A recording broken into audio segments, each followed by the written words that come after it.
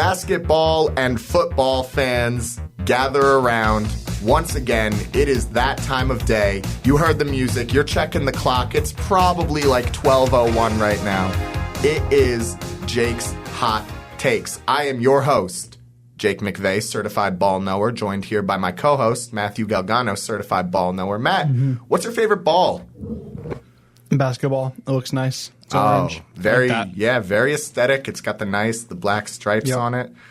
Just like the Knicks logo. I wonder why that is. But I wonder why. Anyway, speaking of the Knicks, wow.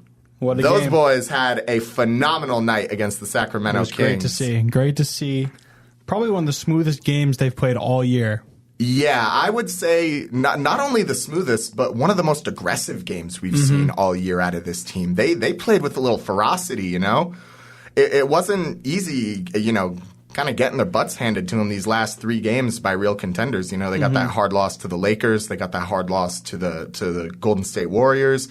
But now the Knicks snapped their three-game losing streak with a win over the Kings away with a final score of 133-104. Matt, what did you see? Tell me through your thought process. I mean, just pure domination. The ball was moving in flow. And I think something I'm really excited for is that PJ Tucker's energy from the bench was so great to see. I'm really excited for him to suit up for the Knicks. Yeah, it's going to be exciting. Definitely a guy that we can, you know, hopefully get in the rotation and hopefully get some looks, especially with Brunson still being out. It appears that Brunson is going to miss at least the next 2 weeks of play.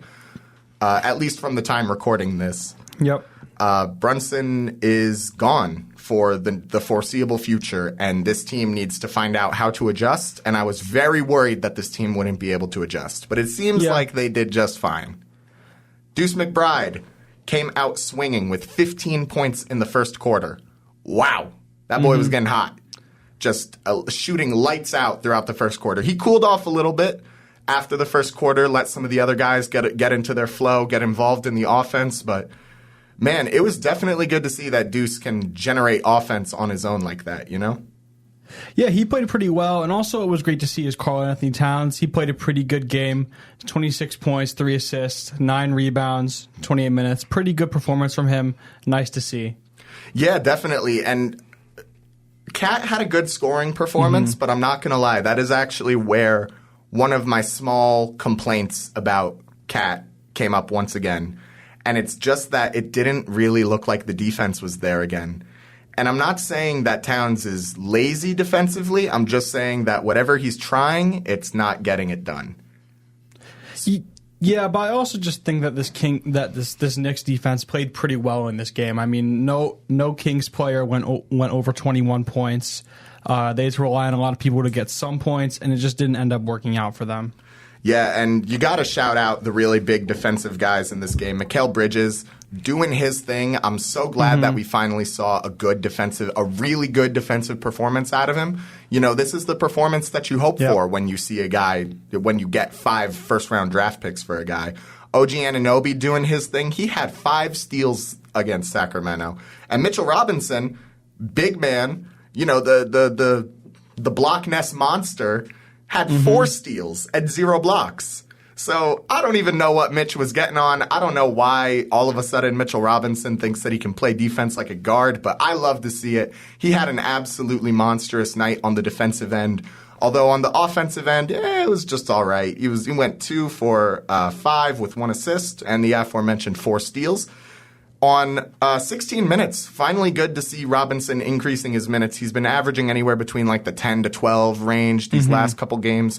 So it's really good to see him finally getting more involvement. Landry Shamet, too, a surprising 24 minutes and 13 points, as well as 3 rebounds and 0 assists. I just like seeing the bench guys get points. Yeah, me too, especially at this time when Brunson is out. But I think we have to stop pretending like the Kings are this great team that they had a good performance against. For the Knicks to really be taken serious again at all, they need to have this type of stat line against the Cavs, the Celtics, the Thunder. No, I completely agree. But we got to take our little victories where we can get them. You know, I mean, the last time the Knicks played the Kings, they, you know, wiped their butts with them. And then they wiped their butts with them this time too. So I guess we just own the Kings at that point. But there was a lot to like about this game. Definitely. And I think one of the big things was, as you said before, was ball movement. I mean, these guys were dishing the ball out all over the place. You had McBride getting involved with it. You had Mikal Bridges with 8 assists. You had OG Anunoby with 8 assists. It just was ball movement all over the place. These guys looked like they couldn't wait to pass the ball to each other because the setup was there, the execution was there, and then the shot was there.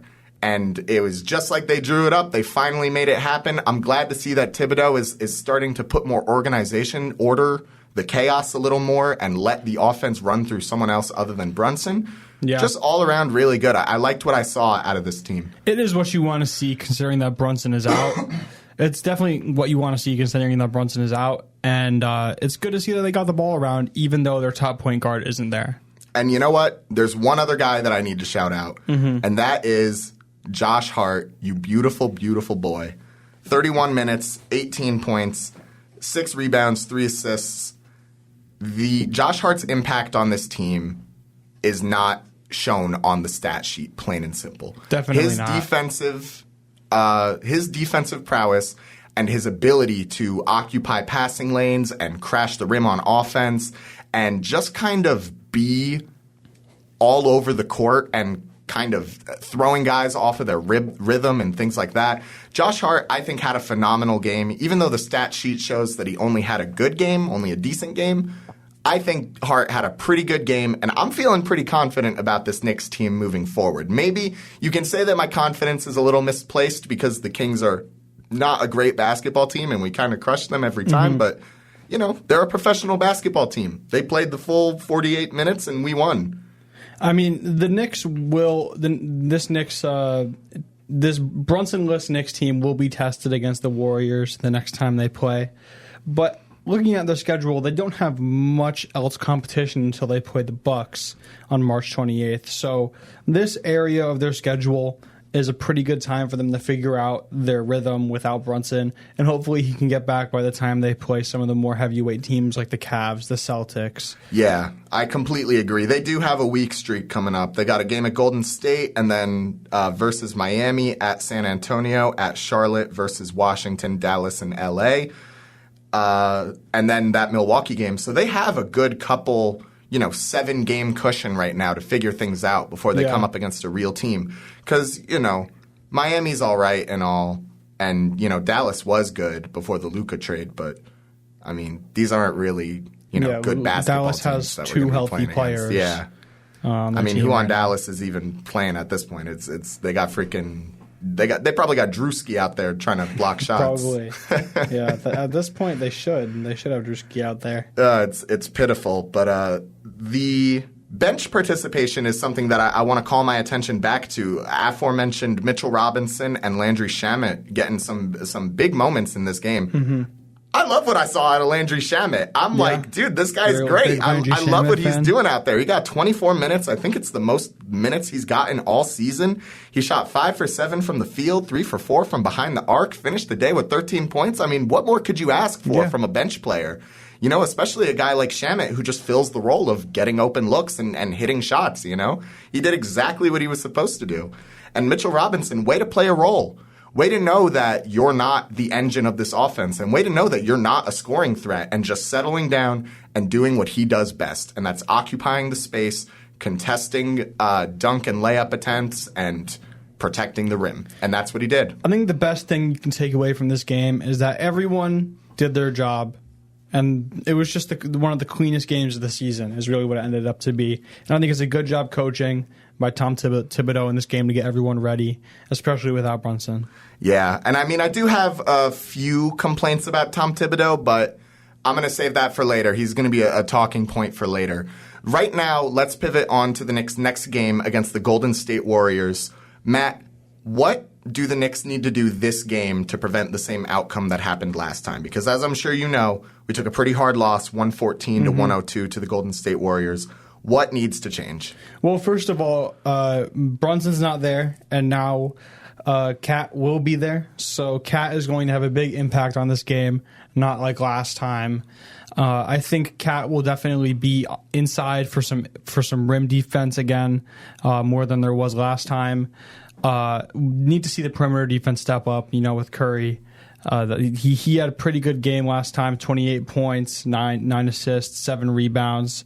He was the highest scorer on that team, so got to guard Curry and make sure you can't overlook any of these guys on Golden State. I mean, they have Jimmy Butler, who played okay last time, but I could totally see him coming back in and having a better game. Yeah, and in the way of the perimeter defense, it's just so important that this team doesn't let Curry and Butler get a lot of open looks because those are experienced players, man. They will take advantage of that every which way if you allow them to get open looks. Every shot needs to have a hand in the face. So serious. Yeah. Whether it's Anunoby, whether it's Josh Hart, whether it's whoever, whether it's Deuce McBride, whoever's guarding whoever better have their hand up every single time a shot goes up. Plain and simple. I think we're going to need a really big performance out of OG Anunoby again. I think that this Golden State defense, for what they lack in the ability to physically impose themselves onto other teams, they make up for it in their ability to disrupt rhythm. And OG Anunoby is a guy who can operate completely independent of the team rhythm. He is going to perform based on whether or not OG Anunoby performs well that night, not whether, Jalen Brunson performs well or Karl Anthony Towns or Josh Hart. He marches to the beat of his own drum, and that's why he is so important because he's a pace setter. He can keep the team on pace in order to keep up with a high scoring offense like Golden State, while also not being disrupted by Golden State's defense. I think it's just going to be really important. OG Anunoby, if you're listening to this, please, we need you, big fella. I will say we 100% need Josh Hart to step up in this game. He had a pretty awful game against the Warriors last time they played. He had 2 points on 33 minutes, 8 rebounds, 3 assists. And 8 rebounds definitely isn't something to scoff at, but you need more than 2 teams against a pretty good team in this Warriors team. Yeah, definitely. Offensive rebounds is something that this team absolutely needs to be concerned about. You cannot allow the Warriors to get a lot of these second opportunities. And though they did a good job outpacing, we'll say, the Warriors in offensive rebounds, they didn't outpace them in defensive rebounds. And those are opportunities missed, So I just think that it's very important that Mitchell Robinson gets a lot of involvement. Karl Anthony Towns actually goes up for those. OG Anunoby, the 3 biggest guys on the court. Yeah. They should be steadfast. And, of course, Josh Hart is pretty good at rebounding, too. It was the one stat that he actually looked good in the last matchup between the Lakers and the Knicks. I just said Lakers. Golden State Warriors and the Knicks. My mistake. So it's just going to be very important. I think Deuce is going to need to also come out swinging the way that he was, If you got hot hands, shoot. If you're feeling it, shoot. Knock it down, fella. Get it done, Yeah, especially without Brunson. We need him to step up. Brunson had 25 points, 7 assists, 2 rebounds last time they played the Warriors, which was the second most scoring on the team. OG had 29. So I would really like to see Cat come in and fill that role. And we can see Miles McBride just fill in the point guard role for Jalen Brunson. Yeah, I need, for my own emotional state, I need Karl Anthony Towns to come and drop a massive game on this Golden State team. After what Draymond said after Karl Anthony Towns missed the first matchup, it's like, really, dude? You're going to be taunting one of our guys while he's, going through a very distressing situation, and you're going to say that he missed the game because he wanted to duck Jimmy Butler? Come on, man. Grow up. Yeah. You're an adult, and you're a basketball player, and you're acting like this on the media. Get over yourself, Get over yourself. Get over your teammates, and why don't you actually try playing basketball? That Golden State team have been looking to sell off Draymond for years, and no team has bought into it because they know that Draymond is just not a good guy to have on your team at this point. So he better shut his mouth and play some better basketball. Yeah, and Kat spoke on that and said, I choose to approach that with love and not hate. So definitely a good look on Kat's part and an awful look on Draymond's part. And that just means we have to beat them even more than we already had to. Yeah, gotta love the big bodega for that, man. You gotta appreciate Kat's sportsmanship. But when we get back, we're talking a little more Knicks. We're going to be talking about the most important factors to the Knicks' success during the Brunson injury. And then we're going to be talking about Tom Thibodeau because Tibbs, I love you. You had a good game against Sacramento, but we got some things to talk about. So make sure you stay tuned. Jake's Hot Takes, 94.5, 1220, news, talk, sports, emphasis on the sports. It's kind of what we do here. Stay tuned. Thinking about remodeling your kitchen or bath?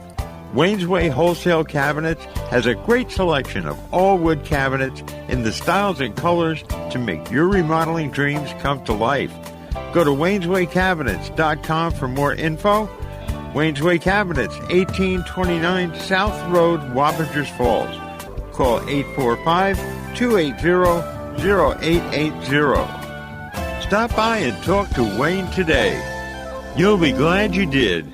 CDS Auto and Truck Repair is your 5-star one-stop shop for all your vehicle's needs from A to Z, offering full vehicle diagnostics. Towing is available, and they now offer fleet service. CDS Auto and Truck Repair. Call 845-563-9987. That's 845-563-9987. CDS Auto and Truck Repair, 2917 Route 9W, New Windsor. You've long known that Newburgh Auto Spa on Route 17K utilizes top caliber products and the latest technology to give your vehicle the proper maintenance it needs. Whether it be a computerized soft cloth car wash, detailing consisting of a comprehensive bumper-to-bumper cleaning of your entire interior and exterior, or a fuel-efficient oil change from a trained technician, Newburgh Auto Spa is the place to go. Now, Newburgh Auto Spa is a full-service automotive center. That's right, Newburgh Auto Spa now offers tires, brakes, rotors, tune-ups, alternators, and more, all with the same professionalism and quality you've become accustomed to. For a full list of automotive services offered in specials, go to NewburghAutospa.com. Whether you need a basic car wash, a quick oil change, or now more extensive automotive service, Newburgh Auto Spa is the place to go. Newburgh Auto Spa, quick, convenient, clean, located at 86 Route 17K and online at NewburghAutospa.com. Now offering a full range of automotive services. Newburgh Auto Spa, quick, convenient, clean. The Roma Deli, 237 Myers Corners Road, Wappingers Falls, is your neighborhood family-owned and operated deli, offering breakfast, lunch, and catering options. The Roma Deli has brought a little piece of the Bronx to Wappingers, including fresh-made sandwiches, Italian specialties, and desserts, all prepared and cooked in-house with authentic Italian ingredients. Their large menu provides lots of options to personalize your order to your taste. Vegan and vegetarian options available. The Roma Deli, offering catering that is perfect for any party or business function. Go to RomaDeli1.com or call 845-297-1200.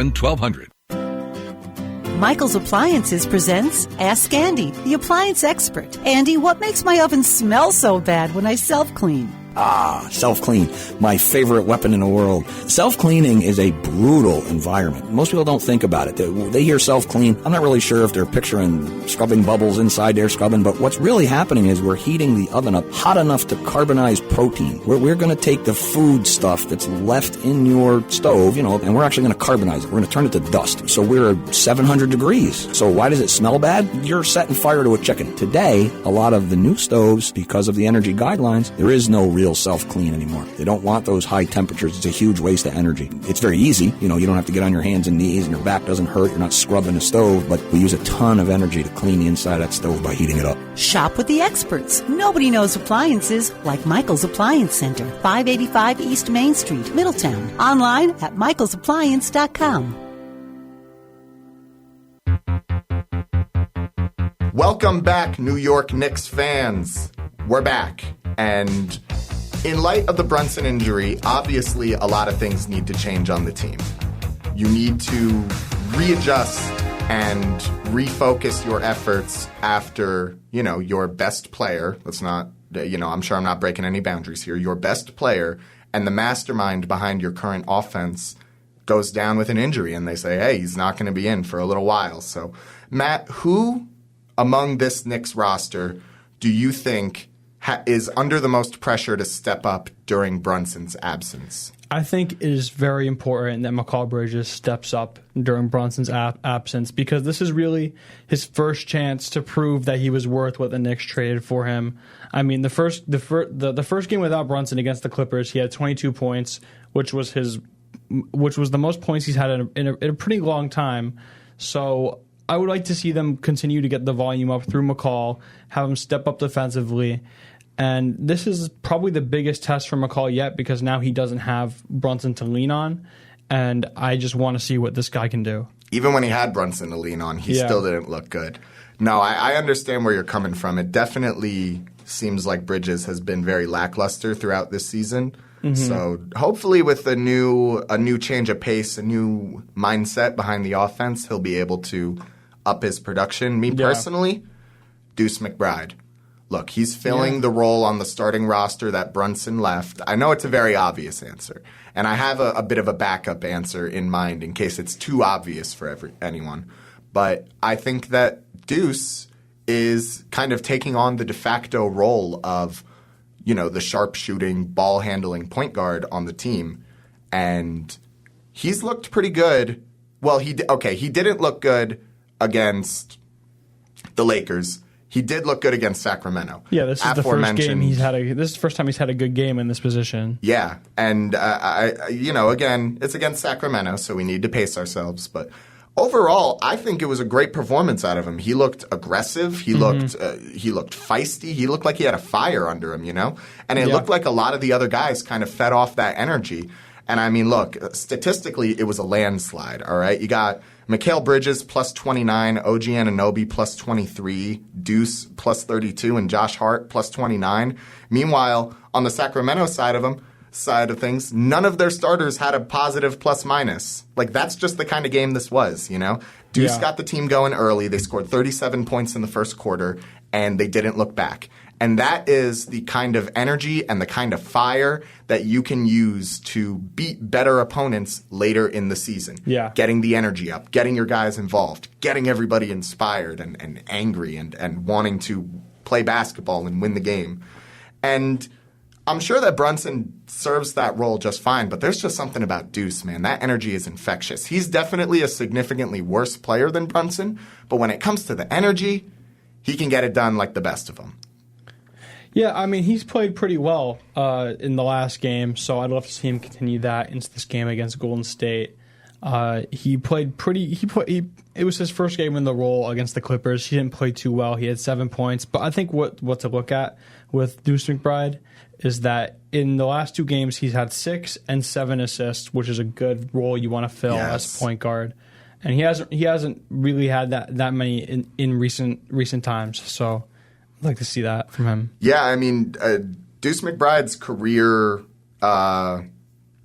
average for assists has historically been 2.6 assists throughout per game his entire career. Mm-hmm. And now he's coming out and putting up performances where he's getting up to 7 or 8 assists.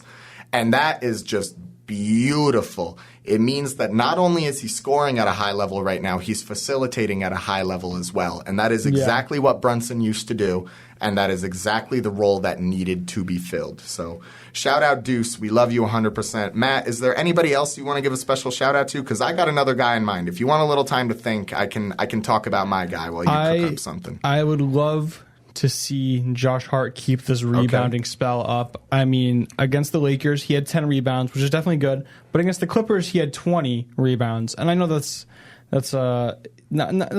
pretty good. And they lost that game, given. But rebounding is definitely something that this next team needs to work on, and especially offensive rebounding is something that we need to do. So I would love to see Josh step up and be able to get some big plays off and some big rebounds in these games. Definitely.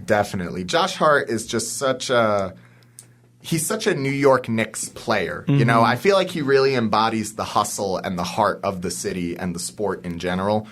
I love watching him play, and watching him struggle over these last couple games has been difficult to watch, you know? He's a good guy. He's been a great teammate to this team in the past, and he's just getting it done for him. But unfortunately, he wasn't performing well. But I would love to see him make a comeback, specifically on the defensive side. This team has enough scorers, you know? They have Brunson when he's healthy, Karl Anthony Towns, OG Anunoby's always scoring big. Mikal Bridges is supposed to be a big scorer. I'm okay with Josh Hart taking a bit more of an off-ball role, you know? Yeah. Screen setter. More defensive-minded guy. And I think that's a good role for him because as much as I love him, when he drives to the rim, I just think to myself, you got to be kidding me. Yeah, I think but for what the Knicks have him for, he's pretty great at. Yeah. No, he is. He is great at what he does in the role, but he just has some shortcomings that he needs to really excel what he's good at. Exactly. Which is rebounding. There are some very serious shortcomings when it comes to Josh Hart that he needs to work on. But last guy I want to talk about, going to be very important, is Mitchell Robinson. Mm-hmm. It still feels like this team without Robinson on the floor does not have a traditional center. I know that technically Karl Anthony Towns is playing the center role, but his play style and his archetype, he's not really a center. He's more of a power forward than anything. So having a classic center archetype, big body, big rim defender, I think that is going to be great, especially since we have a massive size. If Robinson plays, we have a massive size advantage over Golden State coming up in this game. Mm-hmm. I mean, Golden State is probably going to be starting Draymond at the 5. And even though Draymond is a stalwart defender and a very powerful player, he just doesn't have the size. He's just not as big and as brolic and as beefy as Mitchell Robinson. I feel like Tibbs just doesn't really trust Mitchell Robinson at this point that much, though, to be their starting center. And I understand why he does. I understand why he's keeping Robinson on the bench. I mean, the guy's coming off of an injury. He's still readjusting. There's a lot of new faces on the team that he literally has never had a chance to play alongside before, like Towns and Bridges. I understand why they're keeping him off. But when Robinson is on the court, he's really got to perform. I think it's really important that he performs at a high level, specifically against this Golden State team, who is in the same kind of boat as us, where they don't really have a traditional center, you know? So there's a lot to think about on that. Let's pivot real quick to Tom Thibodeau, because there was a lot of good and there was a lot of bad with Tom Thibodeau. Yeah. I want to address the elephant in the room with OG Anunoby, how he twisted his ankle late in the game and he ended up playing more, even though the Knicks had a sizable lead. And I just think to myself, like, Tibbs, what happens if OG Anunoby goes down also? Could you imagine? Like, obviously OG was fine because he came back on the court, hit a big three-pointer. You know, he was all smiles and it was all cookies and cream and sunshine and rainbows for these guys. But could you imagine an alternate world where one wrong move and OG Anunoby seriously hurts himself because Thibodeau just didn't give him the rest of the game to rest? Like, and I think Thibodeau had a good game. I think he had a good coaching performance. Was good. But it's like he has this insane mentality where these players are just never doing enough. And even if their bodies are falling apart under them, they got to go out and do more. And this OG Anunoby situation, I'm exaggerating it a little bit because clearly they wouldn't have put OG out there if he wasn't confident that he could finish out the game. Obviously, they wouldn't put him out there. But, you know, Tibbs is known for pressuring these guys to get back out into the game when they're resting, when they're hurt. So, you know, just another situation that makes me say, yeah, Tibbs probably isn't the guy for the future. I really don't think he is either. I mean, you even have to look back at the Clippers loss. The Clippers had a pretty sizable win against the Knicks the other day, and that was the first full game without Brunson, and Tibbs really just looked like a deer in headlights in that game. I mean, he's very used to facilitating everything through Brunson, and that was obvious in that game. And he has shown that he hasn't been able to win the big games, which is very frustrating as a Knicks fan. And this Sacramento game is good to see for a Knicks team that was in need of a win like this, a very smooth, clean win where everyone got involved. But still, I just don't think we can expect Tom Thibodeau to take this team past the first round at this point.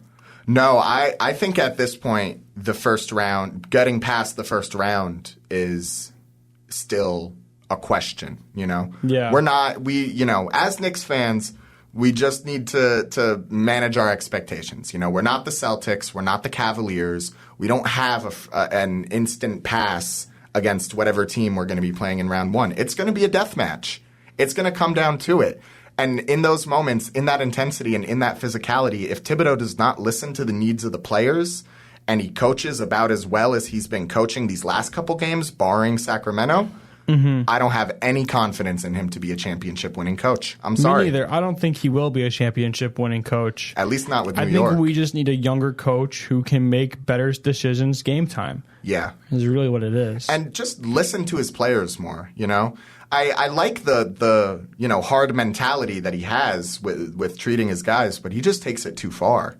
But that's neither here nor there. Now, when we get back from the break, we're going to be talking about some big news in the NFL because there is a lot going on. Free agency has just opened up. Players are signing left and right. Trades are going all over the place. Teams are getting better. Teams are getting worse. It's all so confusing, but don't worry.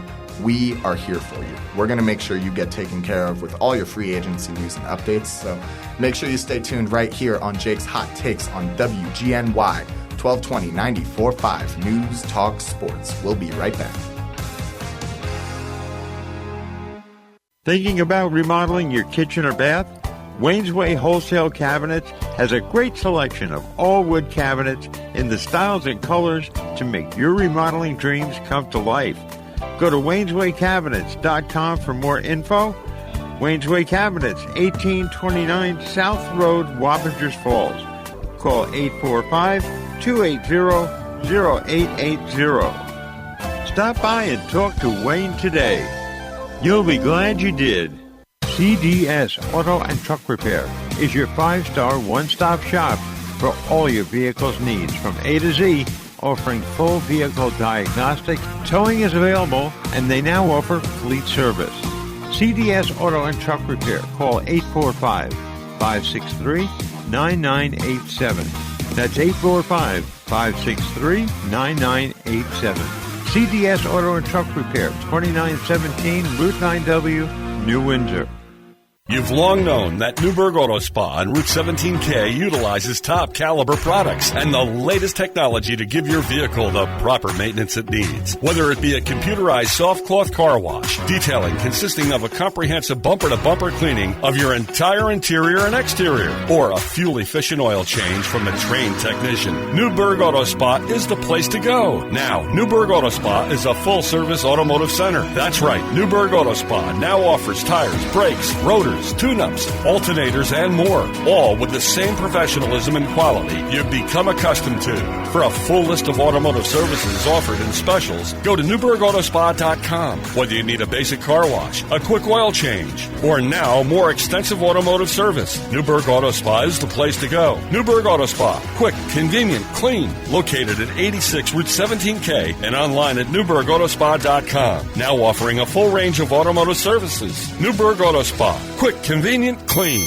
The Roma Deli, 237 Myers Corners Road, Wappingers Falls is your neighborhood family-owned and operated deli, offering breakfast, lunch, and catering options. The Roma Deli has brought a little piece of the Bronx to Wappingers, including fresh-made sandwiches, Italian specialties, and desserts, all prepared and cooked in-house with authentic Italian ingredients. Their large menu provides lots of options to personalize your order to your taste. Vegan and vegetarian options available. The Roma Deli, offering catering that is perfect for any party or business function. Go to RomaDeli1.com or call 845-297-1200.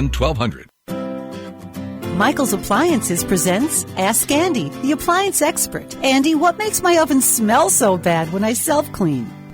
Self-clean, my favorite weapon in the world. Self-cleaning is a brutal environment. Most people don't think about it. They hear self-clean. I'm not really sure if they're picturing scrubbing bubbles inside there, but what's really happening is we're heating the oven up hot enough to carbonize protein. We're going to take the food stuff that's left in your stove, and we're actually going to carbonize it. We're going to turn it to dust. So we're at 700 degrees. So why does it smell bad? You're setting fire to a chicken. Today, a lot of the new stoves, because of the energy guidelines, there is no real self-clean anymore. They don't want those high temperatures. It's a huge waste of energy. It's very easy. You don't have to get on your hands and knees and your back doesn't hurt. You're not scrubbing the stove, but we use a ton of energy to clean the inside of that stove by heating it up. Shop with the experts. Nobody knows appliances like Michael's Appliance Center, 585 East Main Street, Middletown. Online at michaelsappliance.com.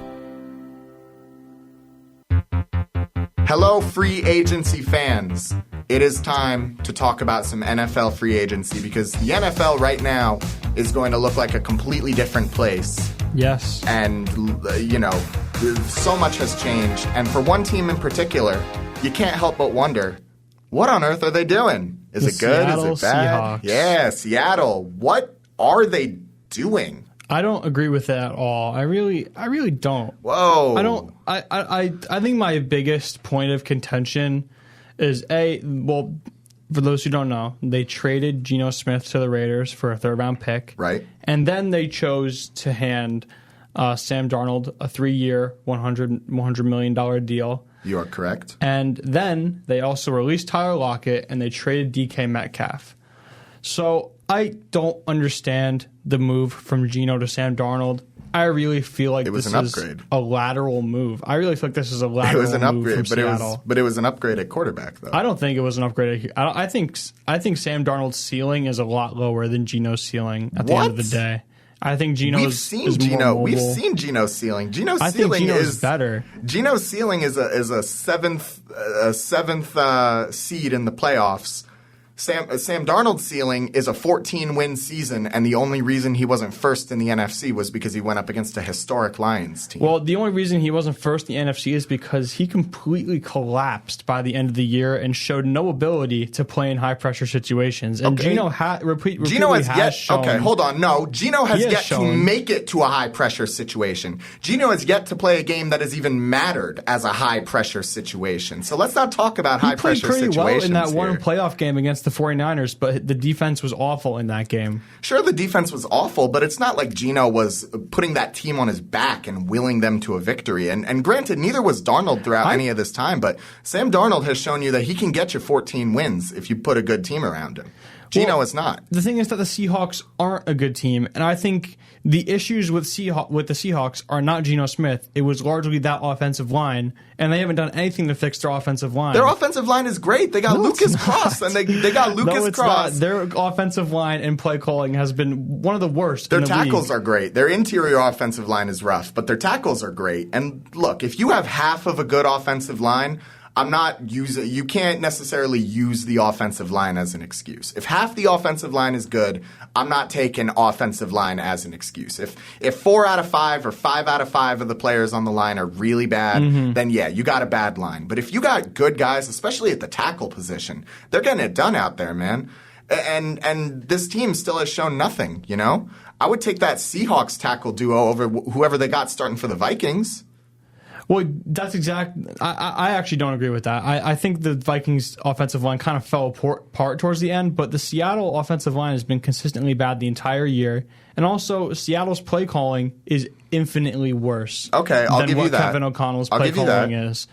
And what Geno Smith was able to put up 3 pretty decent seasons with a bad offensive line, with bad play calling, and he played pretty well. In each of those seasons. So I think that this is more or less a lateral move from Geno to Sam Darnold. I don't think this is really going to affect the Seahawks that well. I just can't. I can't possibly disagree with you more on the lateral movement statement. Maybe the discrepancy between Sam Darnold and Geno isn't as wide as I'm making it seem, but I think Sam Darnold has like top 8 or top 7 quarterback in the league upside. I really think he does. I really don't He's think 24 years old possible. right now. He's younger than Joe Burrow. He's 7 years younger than Geno. He's, I'm trying to do the math in my head right now. I'm not good at math. Point is, he's significantly younger than a lot of the quarterbacks that are dominant in the league right now. I mean, a lot of the guys, Allen is 26, 27. Mahomes is 29. Jalen Hurts is 25. Sam Darnold is 24. He's got his whole freaking football life ahead of him. Why not try to get in on that when he just took a team to a 14-win season? I just don't think the Seahawks have that strong of a team now. And I don't hate trading away DK because I don't think DK is good. I really don't think he's that good. I'm inclined to agree with you. He's all right. He's not great. Honestly hate that move for Pittsburgh. I think it was a dumb move for Pittsburgh. So? I really think so because I feel like George Pickens and DK Metcalf filled the same role on an offense. And who are they going to have a quarterback? Aaron Rodgers now? I'm assuming I'm going to wake up tomorrow and see that Aaron Rodgers is signed by Pittsburgh. It seems like the writing on the walls is that Aaron Rodgers is headed to Pittsburgh. I'm actually inclined to agree with you on this one. I think that trading for DK was a very bad decision, although I understand where they're coming from because don't be surprised if we see a midseason trade for George Pickens or at the end of the season next year. Don't be surprised if this DK and Pickens duo does not stick around for a long time, because I find it incredibly likely that Pickens is out of Pittsburgh after this season. He's had so many behavioral problems, so many issues with teammates, so many locker room issues. And as good as he's looked, he has not warranted a long-term commitment. His play has not warranted a long-term commitment, He's not Aaron Rodgers. He's not going to win an MVP or even like an offensive player of the year and be a problem at the same time. He's just going to be a problem and perform at an above average level, I really think he's just. I think George Pickens is decent. Like he's all right. He can put good stats up. Yeah. He can put a good game up or two, but I really just don't think highly of either George Pickens or DK Metcalf. And the Steelers' offensive line is still an issue. Definitely. They still don't have a quarterback. They might just stick with Russ another year. Yeah, they might. I feel like they'd rather do that than run it with Aaron Rodgers. Yeah, and not to mention the Steelers just lost their starting running back too. Najee Harris signs with the LA Chargers. Mm-hmm. Yeah, I guess they're committing to Jaylen Warren now. I kind of wish that they would just blow up the running back room altogether and go after a new face, because Jaylen Warren is all right, but I don't know. It kind of feels like signing James Conner, Yeah. It's like, yeah, he's all right. He's James Conner, but I mean, really? I just don't like the situation the Steelers have been in a long time. They're still in quarterback limbo, and it seems like they're going to be in quarterback limbo forever at this point. Yeah. I mean, they haven't had a quarterback since Big Ben's wheels started to fall off. Yeah, I mean, it's been we're coming up on like almost a decade of bad quarterbacks or bad Steelers quarterback play, and you just wonder like, when does it end? Colin Cowherd on the Herd the other day suggested that Pittsburgh trade T.J. Watt, George Pickens, and 2 first-round picks to trade up in the draft and draft Shedeur Sanders. Say it nicely. How dumb of an idea is that? It's stupid. It's really stupid. It's a dumb idea. It's really stupid. But I just feel like the Steelers are trying so hard to avoid a rebuild at this point. Yeah, it's like you really think you're competitive? I mean, their last playoff entrances have been awful. Yeah. They got crushed by the Ravens this year. They got crushed by the Bills the year before. Yeah. They didn't make the playoffs the year before. Yeah. They got crushed by the Chiefs the year before. Yeah, that was Big Ben's retirement party. It's just like, and it feels like every time the Steelers make the playoffs, no one thinks they're going to win because they honestly have no chance. Yeah, they're cannon fodder. Yeah, let's stick them up against the number 2 seed so we can show how competitive the AFC is by having this contender just completely, drop a nuke on Pittsburgh. It's the same story with the Steelers every year, and it's just getting frustrating. And they're just trying to avoid a rebuild at this point. I really think so, because I don't think anyone is even expecting the Steelers to make a deep playoff run, no matter how good T.J. Watt is, no matter how good their defense can be. I don't think anyone is expecting that. Yeah, and I mean, I'm done talking about Pittsburgh. Pittsburgh just makes me so. Pittsburgh makes me nauseous. I feel nauseous right now talking about bad quarterback play and baffling trades and baffling signings. Don't even get me started on the fact that they just committed to DK for the next 5 years and are putting out $150 million for this man. No! If I'm a Pittsburgh fan, I'm dropping to my knees over that. Yeah. Because that is just so much money for a guy who hasn't proven anything. I mean, this is... on top of that, the extension makes no sense. I don't like the DK move at all. No, I don't like it at all. I don't like it for Pittsburgh. I actually do like it for Seattle because, the understanding is that DK is just not going to get you to that level. Yeah. You know? But a few moves in between. We are coming up on a commercial break soon, so we're going to keep this brief. The Dolphins signed Javon Holland. Matt, how are you feeling as a Dolphins fan? He hasn't been the Giants signed Javon Holland. He hasn't been that good in the past 2 years, and he's been injury prone, so I don't care. Yeah. That's okay. What about the Dolphins signing Zach Wilson? I like it. I mean, he's a decent backup quarterback. That's fine with me. I mean, He's better than any backup quarterback we've had in recent years, so I don't hate that. I mean, what can you hate about it? It's a backup quarterback. Yeah, but you were telling me the other day when this news dropped that you actually expect Wilson to start at some point, or the expectation is that Tua's going to get hurt. Like, do you really believe at this that? point, you got to have that expectation, but I think Wilson can hold us up for a couple games or have better performances than our past backup quarterbacks have had. Yeah, I mean, the past backup quarterback room for Miami has been pretty rough. You got Skylar Thompson, Mike White. Who else? What's his name? Tyler Huntley, yeah. Yeah. But it's just, not really a big deal. One last thing. Chiefs re-signed Nick Bolton to a 3-year deal. I'm feeling pretty good about that. I love Nick Bolton. Do I think it was a little bit of an overpay? Maybe. But, he's the mastermind of that offense. Or he's the mastermind of that defense. So, you can't be mad at locking up a guy long term. When we get back, we are going to be going over our biggest winners and losers from free agency. We talked kind of about the teams. Now we're going to be talking about the men behind those teams. So, Matt, make sure you got a list of all your winners and losers from free agency. Mm-hmm. And we're going to tell everyone when we get back right here on Jake's Hot Takes, WGNY 1220 94.5 News, Talk, and Sports. Thinking about remodeling your kitchen or bath? Wayne's Way Wholesale Cabinets has a great selection of all wood cabinets in the styles and colors to make your remodeling dreams come to life. Go to wayneswaycabinets.com for more info. Wayne's Way Cabinets, 1829 South Road, Wappingers Falls. Call 845-280-0880. Stop by and talk to Wayne today. You'll be glad you did. CDS Auto and Truck Repair is your 5-star one-stop shop for all your vehicle's needs from A to Z, offering full vehicle diagnostic. Towing is available, and they now offer fleet service. CDS Auto and Truck Repair. Call 845-563-9987. That's 845-563-9987. CDS Auto and Truck Repair, 2917 Route 9W, New Windsor.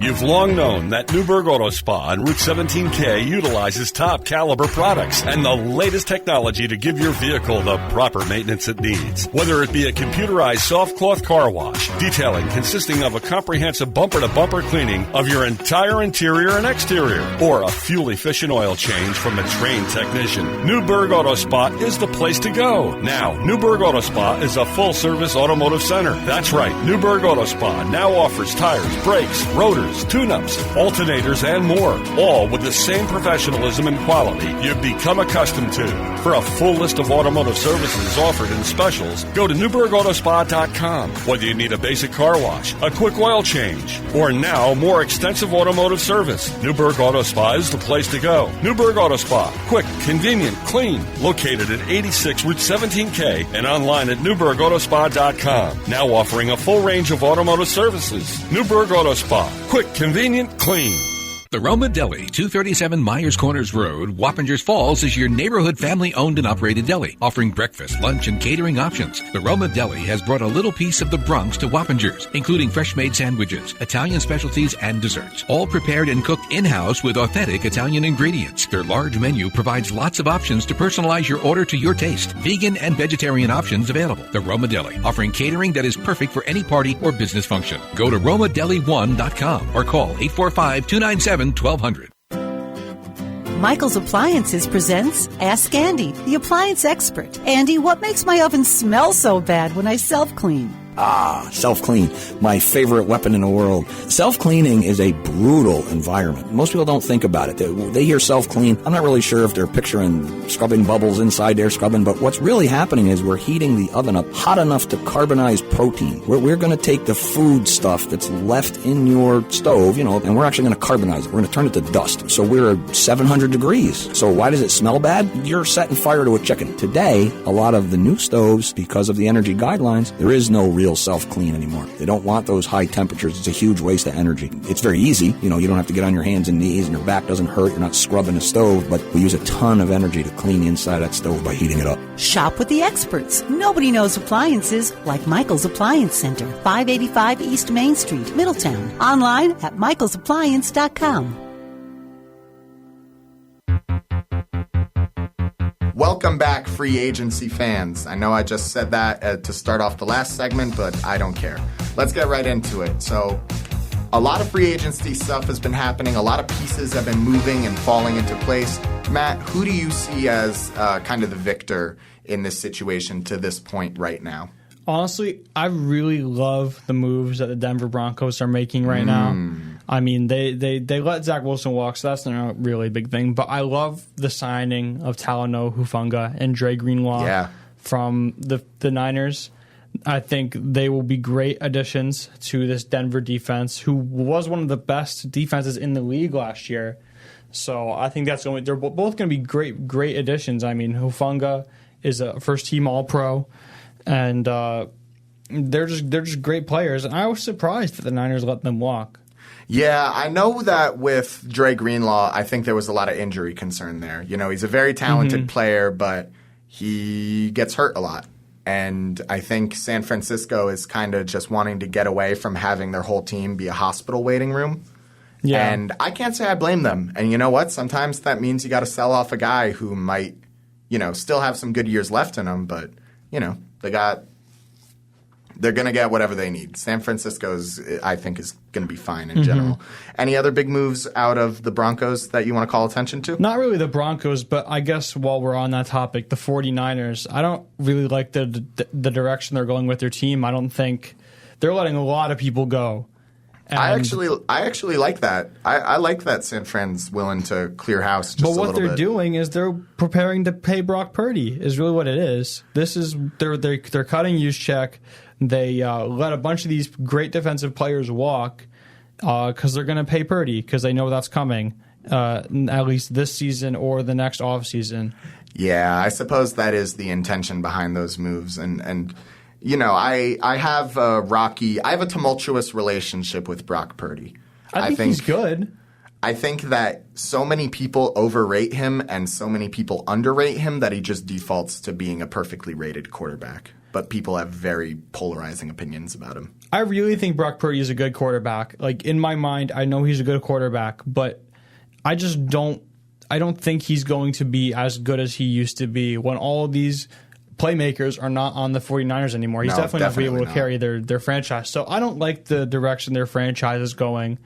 Similarly, I don't like the direction the Colts are going. I like their signings of Charvarius Ward and Cam Bynum. Those are good defensive signings. I was about to say those were pretty good signings. What are you concerned about? I don't like the Colts signing Daniel Jones to a one-year deal. I don't think that's the drama that the team needs right now. I think they need to put Richardson in for the whole year and not bench him halfway through like they did this year and let him prove himself or at least try to develop. Because they've done nothing but intentionally stunt Anthony Richardson's growth. I'm not even saying he's going to be a good quarterback, but it's not like Daniel Jones is going to get you to the promised land. Why not at least see what you have with this young talent? See, I kind of understand where you're coming from, but I think I'm sitting on both sides of the fence right now because on the one hand, I see where you're coming from. You don't want to put more of that pressure onto Anthony Richardson. But on the other hand, I think Anthony Richardson needs a little more pressure right now. He's soft, man. He's soft. That's just the simple, inextricable fact of what I've seen out of Anthony Richardson. He does not look like he's prepared for the NFL. So putting him in a situation where he needs to earn his job, I think it's going to tell you exactly what you need to know. If Anthony Richardson can't outcompete Daniel Jones for a starting job, he shouldn't be starting in the first place. Plain and simple.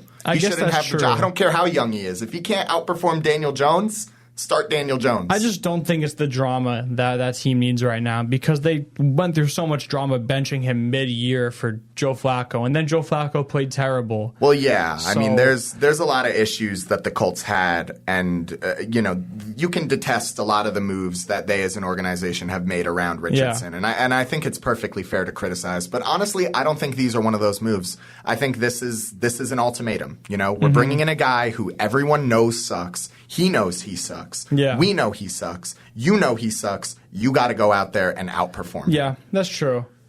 So, I mean, that's just where my head is at with Indy. While we're on the topic of quarterbacks, I just want to point out this trade because I just think the Eagles absolutely fleeced. Even though it's a small trade, they traded Kenny Pickett to the Browns for Dorian Thompson-Robinson and a 5th-round pick. I don't understand why the Browns would trade a draft pick for Kenny Pickett. Fleeced. I really don't understand that. Fleeced. Because I feel like, at the very least, Dorian Thompson-Robinson is as good as a quarterback as Kenny Pickett is. I think so and also. They just gave up a pick for him. On top of that, they gave up DTR, like a basically equal quarterback and a draft pick.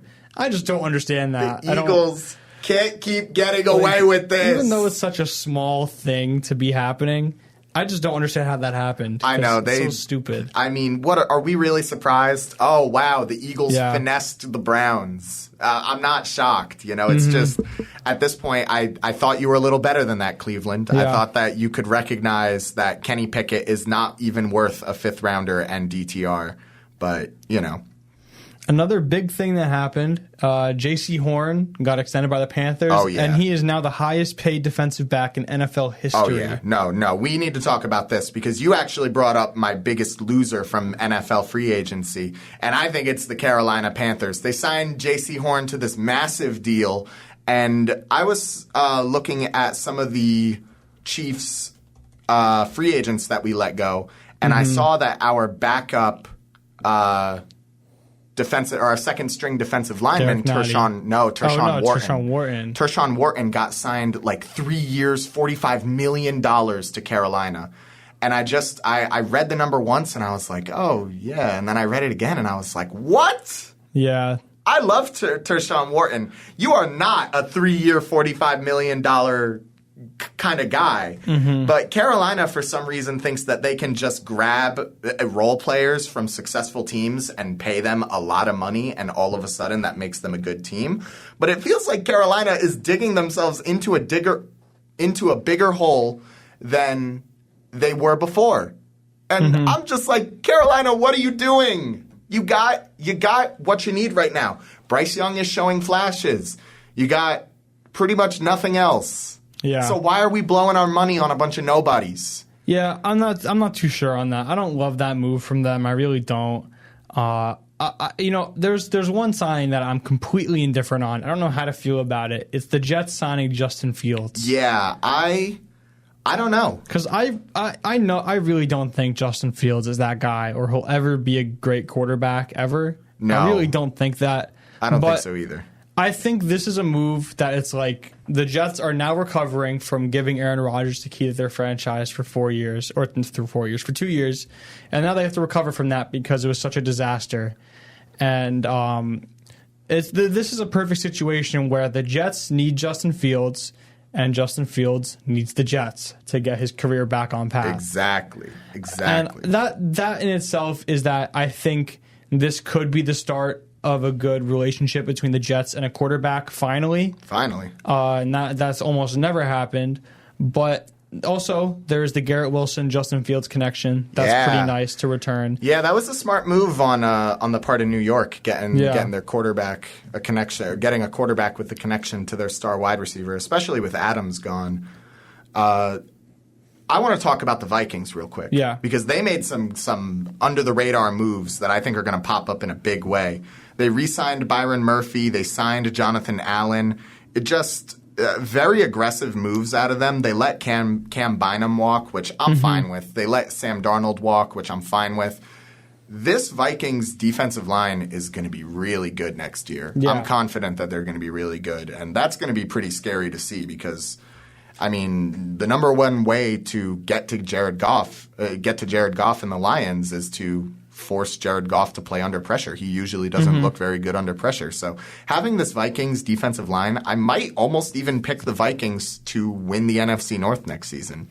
I wouldn't be mad with that because they're looking good. I think it just depends probably on J.J. McCarthy's play. But that's neither here nor there. Yeah, but I think they'll also get another veteran quarterback to tie the bridge between now and J.J. McCarthy. Yeah, it wouldn't surprise me. What do you think of the Chargers, A, releasing Joey Bosa, and B, signing Najee Harris? I think they're both good moves. I think behind that offensive line, Najee Harris is going to be able to do whatever he wants. Mm-hmm. And I think that Joey Bosa hasn't contributed to that team winning since 2018. Yeah. So. Well, the Joey Bosa, yeah, I agree with that. Joey Bosa isn't the player he used to be, so. Definitely not. Yeah. Make sure you stay tuned for next week's episode, next Sunday, noon, same time, same place. Jake's Hot Takes, WGNY 94.5 1220. News, talk, sports. Follow the Instagram, Jake's Hot Takes WGNY. Thank you for listening, everyone. We will see you in the next one.